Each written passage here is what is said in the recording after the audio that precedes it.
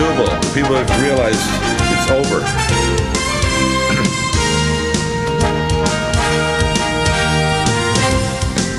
Welcome back to the NutriMedical Report, and we have Harley Schlanger. And Harley, lots of information to analyze after the speech by the usurper-in-chief.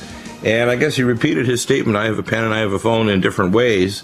He flowered it up at the end by acceding to the damage done to our poor veterans that have been put in harm's way for no good reason other than the bankers, and the oil wars that they've done, like in Iraq, with the so-called manufactured by Colin Powell, I call them, weapons of mass destruction. And Mr. Putin's made a statement that you're going to give us some reports on yesterday about what we're doing in terms of our support of elements that shouldn't be supported. But this is standard fare for the American empire right now, and is putting us in financial and geopolitical jeopardy and the future generations of Americans. Let's start from the beginning. I mean, what's going on in Ukraine? What did Putin say about that? Because then we can get back to the stupid comments by Obama. Literally the same political garbage he's done over the last number of State of the Union addresses, and now he's saying, well, we want bipartisanship, but if you can't do it, I'm just gonna use my pen. I can't believe this guy. Lyndon LaRouche's description of Obama's speech last night was, quote, garbage. The most thoroughgoing garbage I've ever heard in my life. So we can get to that in a moment. But look, the Obama thing was just a window dressing on a policy of dictatorship. Right. Now, the drive for dictatorship is driven by the ongoing collapse. The Federal Open Market Committee is meeting today and tomorrow. They're probably going to announce another $10 billion less a month in purchases of toxic assets. All that means is that there's not a whole lot of these toxic assets that they don't already have or that are not in the midst of being traded over and over. So all they're saying is that they're going to start raising interest rates soon. As a result, there's tremendous chaos going on in the so-called developing sector. Just today, for example, Turkey. You're talking about the developing countries which are raising their interest rates because there's flight of capital. Is that what you're referring to? Exactly. And so what you had is today, Turkey, which saw the Turkish lira fall 20% last week in value. That means the purchasing power of the average citizen in Turkey dropped by 1/5 in a week. They raised interest rates today from 7.75% to 12%, which means no one in Turkey is going to be able to borrow money.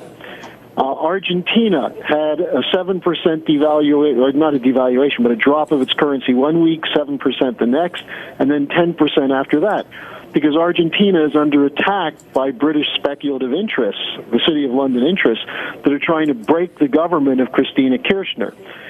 South Africa is warning that they're going to have to raise their interest rates. Indonesia, even relatively stable South Korea. And if you have competitive increases in interest rates, look, the U.S. is going to raise interest rates, and what it means is that as it goes up past the 3 or 3.5% mark, people are going to move their money into treasuries, which means that there's not going to be as much money put into circulation as the Fed, and what's already in circulation is going to go out of the stock market into treasuries, which may precipitate a 20% correction in the stock market, which means you're going to have trillions of dollars wiped out of people's portfolios. Now, then, just to conclude the picture, I'm just giving you a brief picture on the finances before we get to the war danger.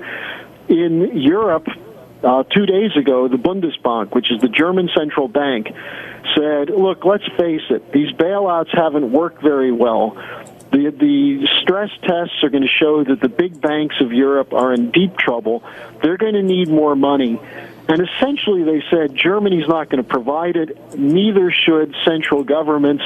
Bail-ins, that is taking assets from depositors, is the way we have to go in Europe.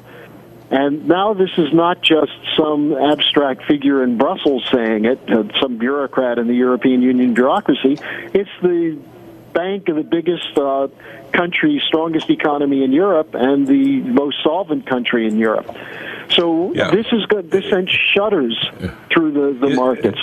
Now, is that not partly due to the Germans and the Bundesbank saying, look, we don't want to be bailing out these insolvent countries anymore. We want them to bail in their own depositors' money in their own countries, which means it hastens the demise of Greece and other countries. While Germany basically, I think, is actually starting to walk away from the euro and walk away from the centrally controlled European economy. Well, that's the implication, but it in effect, what they're saying is that Germany's already given out $225 billion in loans, and they can't give out much more without having it really affect their economy. Now, the reason they might walk out is that if these other economies of Europe keep collapsing, where's their market? Their markets would be in the East, in Eurasia.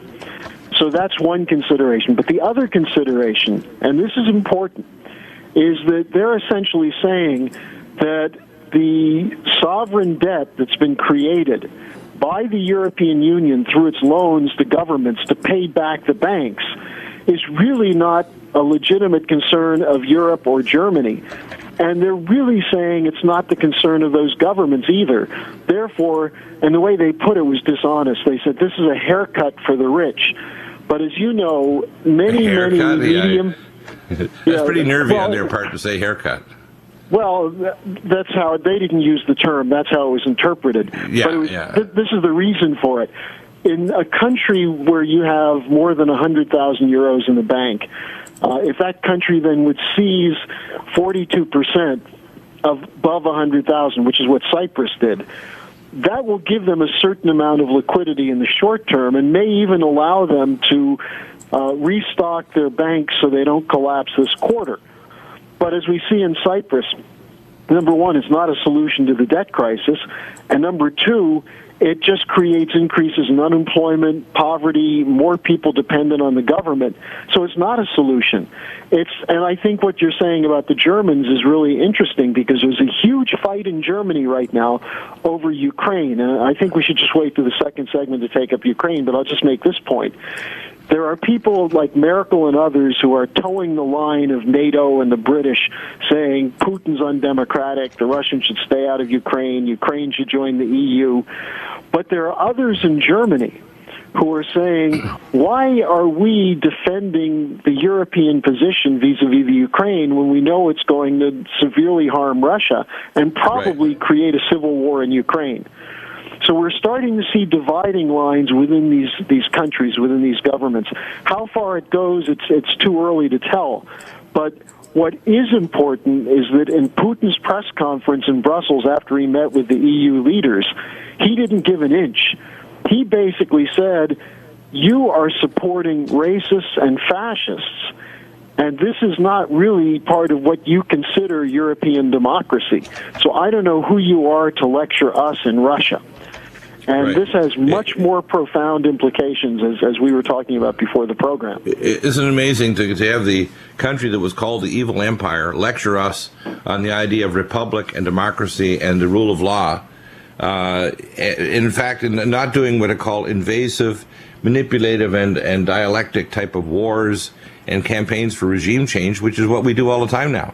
Well, and we call it's ridiculous. Even in what used to be called Time magazine, the Daily Beast, they reported that Europe is that these demonstrators who the West is defending include jihadists, they include fascists, they include neo-Nazis, and Putin in his press conference said, the things that we're seeing that I talked to you about, that your media is even, that you're seeing on videos, your media is not discussing.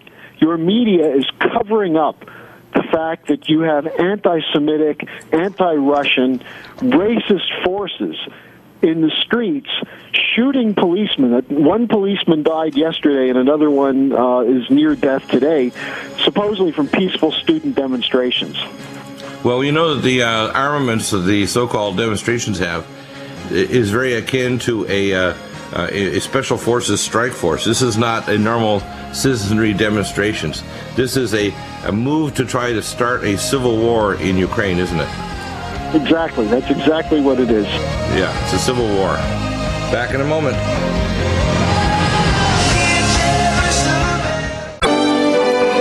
Welcome back, and Harley, the people might think that these issues going on and comments by Putin regarding Ukraine and Germany are at a distance, but there's a number of what are called chambers loaded for a fulcrum event that's going to crash and cause a bank run. And we already see it with the major bank, one of the what they call the international bank, that basically said systematically important financial institutions, sci-fi. Yeah, exactly. So the Russian bank has basically said no more withdrawals at all. It's a Russian bank. The HSBC, Hong Kong Savings Bank, basically a very large Hong Kong, bank. Shanghai. It's Hong Kong, Shanghai. Shanghai Bank. And Shanghai Bank. And what's happened now is they're saying you have to give a reason. The story, of course, it's in the news, is a gentleman that wanted to repay his mother £11,000, and the bank said, no, we're not going to give you the money, your own money, unless you can get a letter from your mother saying that she was owed the money. I mean, this is craziness. And Hong Shang is the original British drug bank to launder the proceeds of the Opium Wars. It was set up in 1862, and it's continued. It's just, look, Hong Shang is still fighting to preserve its charter. If the United States had competent banking regulation, all its executive officers would be in jail and it would be shut down because it was laundering drug money from the Mexican cartel alongside the Eric Holder's Fast and Furious operation. So, but let's get back. I think this thing is important on Ukraine because most Americans don't understand it. They don't know why you and I are discussing this. They think it's some obscure place somewhere in Eurasia. And Ukraine actually is, there are a couple things important about Ukraine. In history, Kiev was the center of the Christianization of Russia. In the 7th and 8th century, when the early Christians moved into Russia, which was a quite backward area, Kiev became the center of what was called Holy Mother Russia. And it was the civilizing area in the 1400s when you had the Council of Florence trying to unify the Eastern and the Western Church. That was one of the battlegrounds because they wanted to bring all of Christianity together. And the failure to do it led to religious warfare among Christians from about 1450 to 1648. So 200 years of warfare, which included the Inquisition and so on. Then in the modern period, Ukraine had become, especially under the early part of the Soviet system, it became a breadbasket. But the Ukrainian farmers did not submit to Stalin and the collectivization demands, the commonality, the seizure of land from the farmers. And so Stalin killed a large number of Ukrainians just because they resisted the collectivization policy. Now, as a result, many in Ukraine who had been pro-Russian turned against Russia. And so when the Nazis marched across Ukraine, and the Nazis marched across Ukraine because they wanted the wheat and they wanted the oil, they enlisted Ukrainians on their side who were willing to pay back the Russians. And the targets of the Ukrainians who joined with the Nazis were mostly Jews and intellectuals who they thought were communists. And so you had a second slaughter carried out in Ukraine. It was very brutal. Now, many of the people who are part of the Svoboda party in Ukraine today, which is claiming to represent democracy and freedom, are right-wing neo-Nazis. There was a report put out on the newswires of a priest who went to a crowd and was on a bullhorn telling them why they have to topple the government of Ukraine. And he didn't say we have to topple the government of Ukraine to join the European Union. He said we have to prevent Negroes, Ruskies, and Yids, in other words, Jews, from telling us what to do in our own home. Now, this was a priest who's tied to the Svoboda party.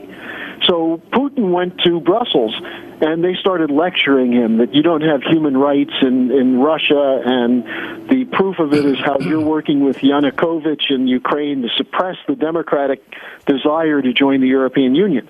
Now, Putin said, first of all, Yanukovych won the last election with a strong majority. So this was a democratic election as certified by the EU. So his government is acting in what they think are the interests of the nation as determined by the last election. So who are you to tell them what they should do?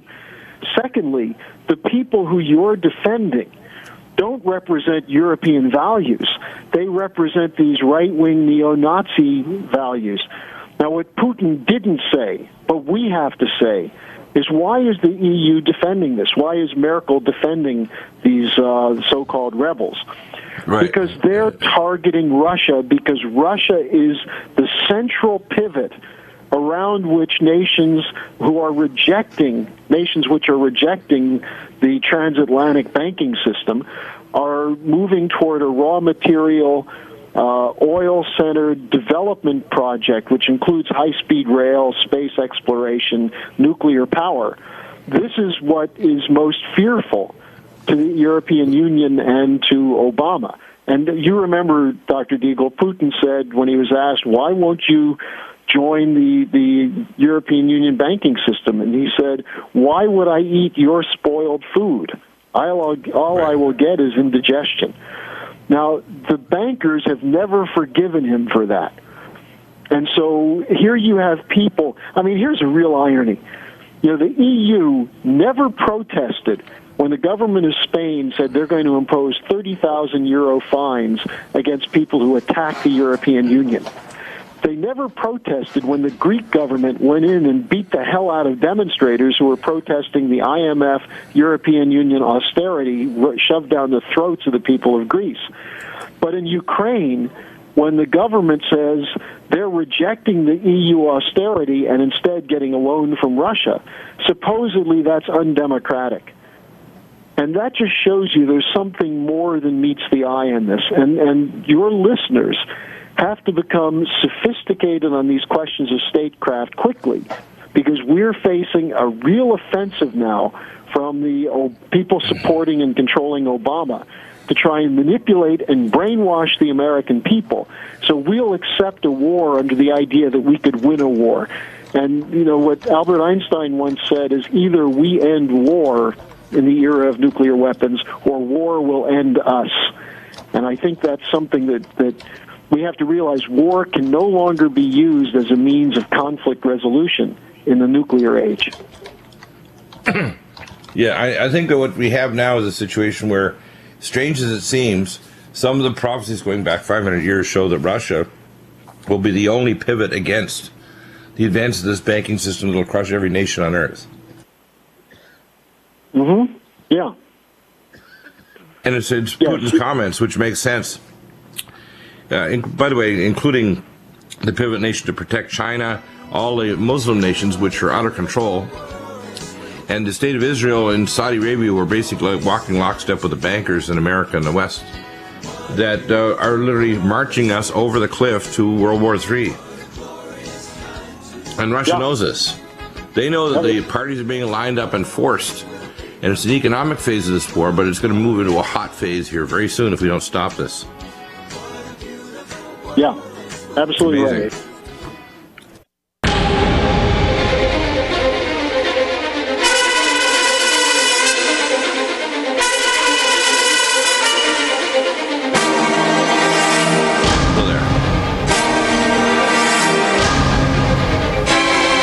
Welcome back to the NutriMedical Report, and the first hour on Wednesdays, we have Harley Schlanger or some other major voice at the LaRouche Foundation, and the reason is they talk about solutions. You may not agree with everything, but if you actually analyze the reasons why Lyndon LaRouche and many others within the organization, like Keisha Rogers running for the Senate in the Houston district as a Democrat, Texas, the state of Texas, yeah, in Houston, in Texas district, that we have a situation where our governance of our nation has been taken over by bankers. We don't have a federal government anymore. We have a proxy. And when we can hear the statements by Obama, every action he's going to take is not for the betterment of America or even for international policy. It's going to increase financial instability, increase the chances of war in the Middle East, and increase the chances of future conflicts with countries on an economic basis. For example, if we're worried about pollution coming from China, we need to make a deal where we have tariffs set up, where we have things to stop pollution so they have smokestack scrubbers and they improve their environment. We can be a leader rather than a nation that is constantly threatening a war or conflict like the war over these islands that China is disputing. Instead, we should be making deals with these nations.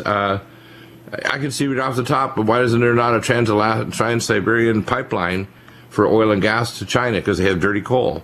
Why don't we have all the reactors in Japan replaced with oil and gas from our hydrofracking, but why don't we move hydrofracking to a more safe, non-toxic form without chemicals? Why do we have a deployment of forces in places almost lining up for a future war where we don't have any dialogue? Is to say, you know, people get at the war table after the nations have devastated each other, and they finally decide to make a deal. He said, well, you don't negotiate with your friends, you negotiate with your enemies. Why don't we start that now instead of waiting until a war which we can't stop? And one of the things that became evident from Fukushima is if we start a war, even if it's just a power blackout caused by even a minimal exchange or an EMP war, we're going to have hundreds of Chernobyls and Fukushimas all over the world. And we can't tolerate that. The human race will not genetically and epigenetically survive it. So it's evident that we need a whole new attitude toward cooperation of strong, independent nations rather than globalist government. And we need to stop the bankers from being in the control of the levers of power of every nation. It's that means Obama has to go, and we need Glass-Steagall. And let me just reference a couple comments that I sent you a link of a statement written by Lyndon LaRouche last night after watching Obama, where he said that Obama last night essentially announced the shift to an all-out Hitler dictatorship with his statement that essentially he was he did it in a jovial way. But what was he really saying? I'm not going to rule with Congress because Congress won't give me what I want. Right. Now, it's his sandbox. In other words, he won the war, and he said, once I made, let's not open up these old battles. In other words, just say, you lost, I won, and if you don't collaborate and have bipartisanship, I'll use my pen. That's what he basically said. And it begs the question, first of all, is he actually capable of doing what's right for the country? Because what he's saying is that there are things that must be done. Now, everyone knows that's true. And what he picked up on as a leading issue, the first executive order, was something that most people agree with, which is that the current minimum wage is unacceptable because it's a poverty wage. Though very few people disagree with that proposal. But what else is he saying he's going to use his executive order to do? It's the whole green agenda. It's an anti-science agenda.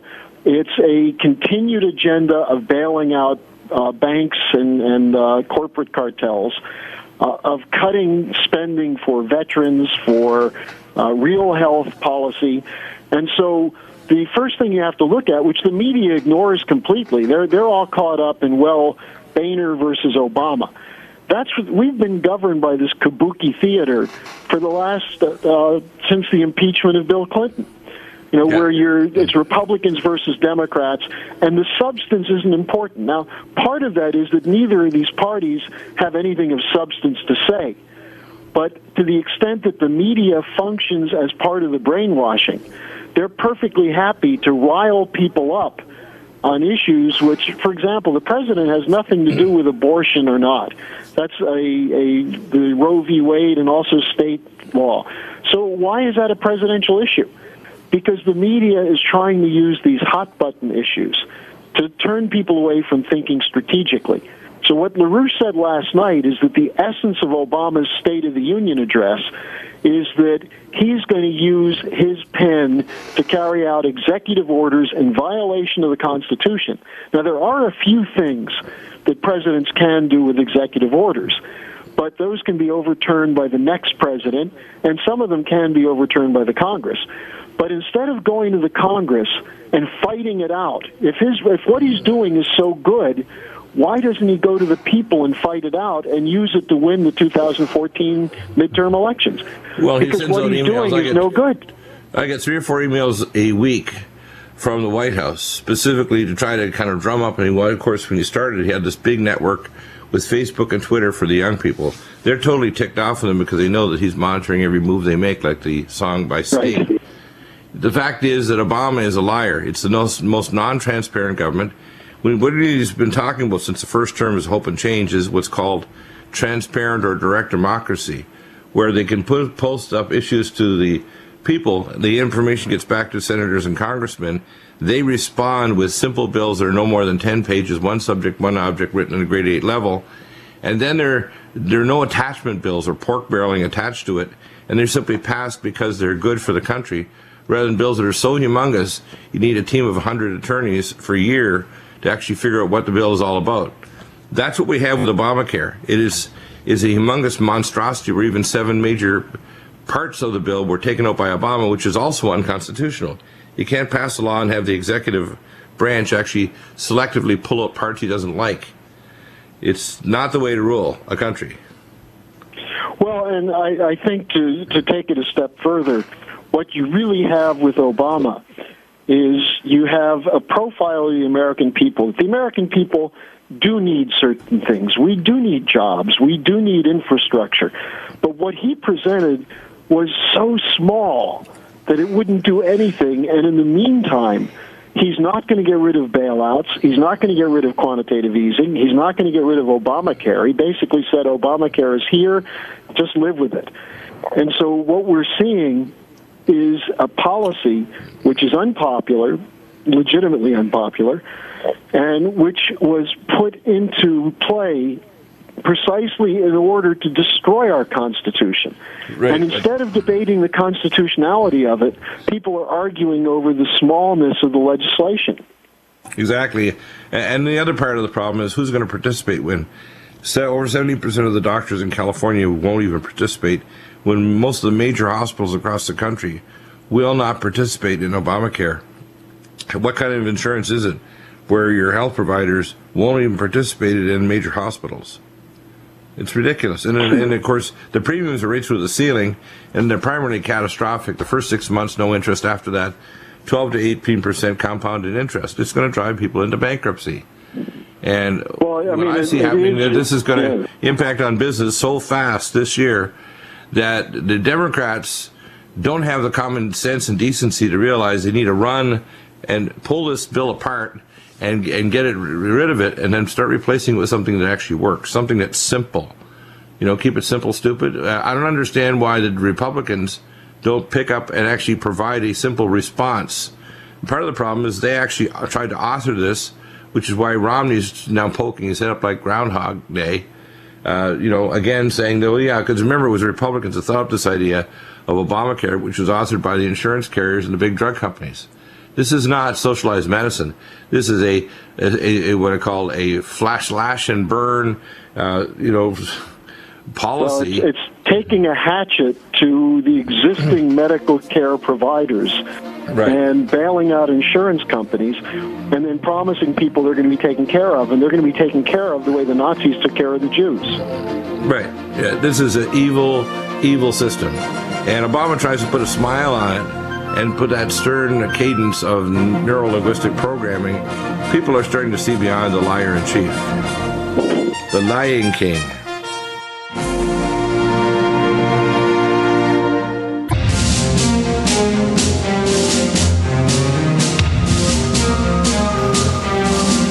Welcome back, and Harley, in this segment, let's talk about the number first, how people can get involved with the LaRouche Foundation and find out more about solutions. This year is going to be a year of massive change in I call it the steel wool of our civilization that listens, and once they finally grasp the truth and own it, they actually do something about it. Usually about, I'd say, 0.5% of the population. We're speaking to those people right now. They have to kind of get this, that we're in a desperate time, that if we don't apprehend the future and get on the proper rails, we're not going to arrive in a future we like. We're going to arrive in a future that's hell. Well, if people are waiting for the Republicans in Congress or for some good Democrats to come in, forget it. They don't exist. It's going to require really kicking them from the population. And your people who listen to your program have already concluded that there are a lot of things wrong with the society and that something must change, but they haven't yet realized that change has to come from them. Exactly. And so what I think is important, and I'll give out the number, I want people who are listeners to your show, maybe the 3 to 5% of the listeners who actually are ready to do something. Because what we saw last night is essentially a declaration of dictatorship. Now, one of the things LaRouche said is, does Obama have a Hermann Goering lurking around who's going to burn down the Congress or carry out a terror act that would give him the excuse to go further? That is to make sure there's no opposition when he starts wielding his pen. We've got to stop it before he gets going. And if people want to join with us, and one of the things you can do, and you and I need to work out a time to get Keisha on the program again, because she's starting to get some real coverage in the Democratic Senate race in Texas. She's running for U.S. Senator from Texas. And an article in the Texas Tribune today just pointed out that of the 5 people running on the Democratic side, she's the only one who's ever won a Democratic primary. The others are people who were put up to stop her. But we need support for that campaign and for what Lynn is doing. So here's the number, 800-922-2907. If you've got the drive and the guts to do something to save the country, call me at that number, 800-922-2907. I don't want people to call and whine, because some of your listeners call up and say, well, you can't do anything. If you don't think you can do anything, save us the nickel and don't call us.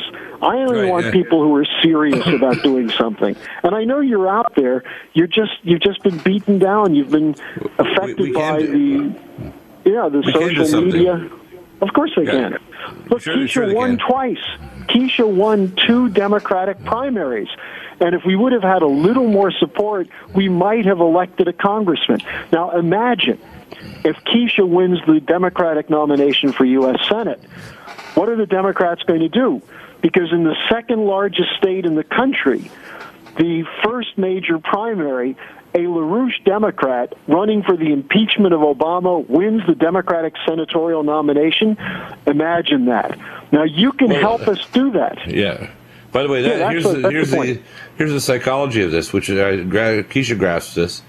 If you have a young, bright Democratic senator that agrees with the core elements of many of the Republican Party that know that without removal of Obama, this nation is doomed. We can't tolerate another 3 years of Obama. 3 more years of the hell that he's wrecking on this country. I mean, he might as well have a hat on his head that says a wrecking ball on the map of America. And she knows that if there's a leading Democrat, the Republicans will have no more excuses to say that we can't impeach him, because you can see Obama trying to find, Boehner trying to find every excuse possible. He's been swamped with Twitter and Facebook and email, basically saying, why are you not impeaching him? Why? There's no excuse. And people have to understand this is not something, it should be bipartisan. It should be something where the Democrats realize he's destroying the Democratic Party and the good elements within the Blue Dog Democrats, people that actually have a concern for people first. And those Democrats are going to be crunched. And then the really crazy, we call progressive, pro-abortion, pro-globalist Democrats, they're just running, they get a hold of the levers of power, and they don't care if they run America right into the ground. Well, we need to blow the whistle on them. And once we get rid of Obama, because we can start impeachment, those people will be shoved out of office, and we'll have a new type of members of both parties that can believe in bipartisanship to solve problems for America. This kind of game going back and forth is just a game so that we can have the executive office act by fiat, by rulemaking, not even executive orders. All he has to do is use the phone to call his people in the bureaucracy and just say, make this and that rule, and it goes under the radar, and before you know it, he's got his thing accomplished as what he wants to do. That's how bad this is. Well, and it's especially bad because the so-called opposition is in on it. Because the one thing Obama agrees with... That's why Boehner was there for 2 years, having private meetings to support Obamacare. Boehner is a turncoat. He's out of his mind. Well, it's not just Boehner. It's a whole bunch of the Republicans. I know it's all of them, but I'm just saying it's a whole bunch of them. Yeah, but they're actually collaborating behind the scenes with the most evil elements of what Obama's trying to do. They're working with him on these issues. And here's what the issue is. They're essentially saying Obama will screw things up so badly that the Republicans can win back the Senate in 2014 and then the presidency in 2016. Now, if you saw the Republican response to Obama last night, you saw a woman who didn't have a brain in her head. She had nothing to say. She said she was going to present an alternative program. They don't have an alternative program because both parties are run by Wall Street. And we have to break the power of Wall Street. And we're going to go on a renewed offensive around Keisha's campaign, and within the next couple of weeks, you should keep your eye on LaRouchePAC.com, because we're going to announce some other campaigns. We're going to force Glass-Steagall through, because the one thing the bankers fear, they don't fear Eric Holder, they don't fear Obama, because those guys have been on their side. They fear Glass-Steagall, because that would end the speculative excesses of the so-called universal banking. So if you want to join us to make sure we stop the power, take the power away from the controllers of Obama before he starts slaughtering people. But by the way, we don't have much time left, because the Chinese have got stupid policies financially. The Europeans have stupid policies. The Brazilians, all these nations have got stupid policies, like they raise the interest rates in India and these other BRICS nations, which is... Because they're just trying to survive the collapse of the transatlantic. All of these policies, including the credit creation by China, we don't have a lot of time, because if any one of these other groups of nations make another stupid move, we're going to get caught, as they say we do. We're going to get caught and crunched. And the fact is... The whole thing goes, Yeah, the whole thing goes, all of a sudden your money's bailed in, your bank account's emptied, you can't buy groceries, there's no gas. And you can't wait. You can't wait for a crash to cause these guys to smarten up, because that's too late.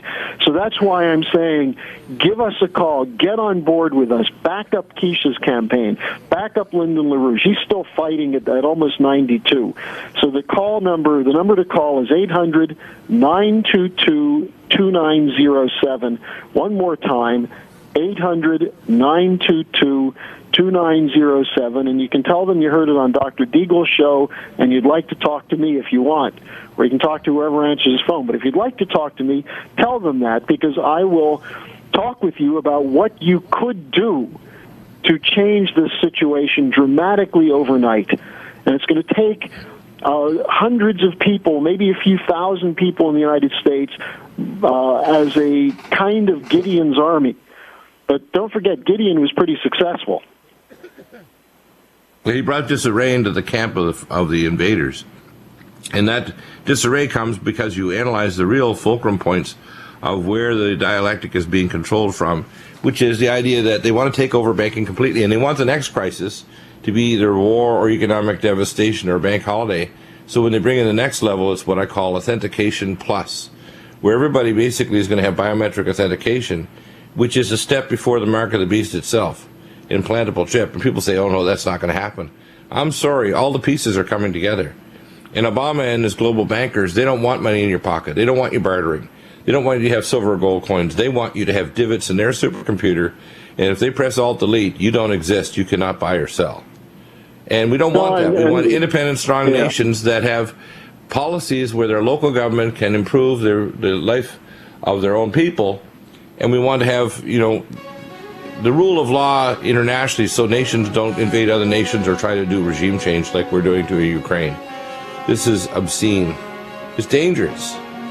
And it's this economic phase before real physical war breaks out. And when it breaks out, it won't be prolonged over weeks and months. It'll be over. Call me to join the fight. Yeah, absolutely. That number again, 800-922-2907. Thank you, Harley. Amazing program. The websites are LaRouchePAC.com, LaRouchePUB.com. That's LaRouche PAC.com and PUB.com. Thank you, Harley. Hour 2 coming up, our Health and Wellness Hour. Hour 3, special guest,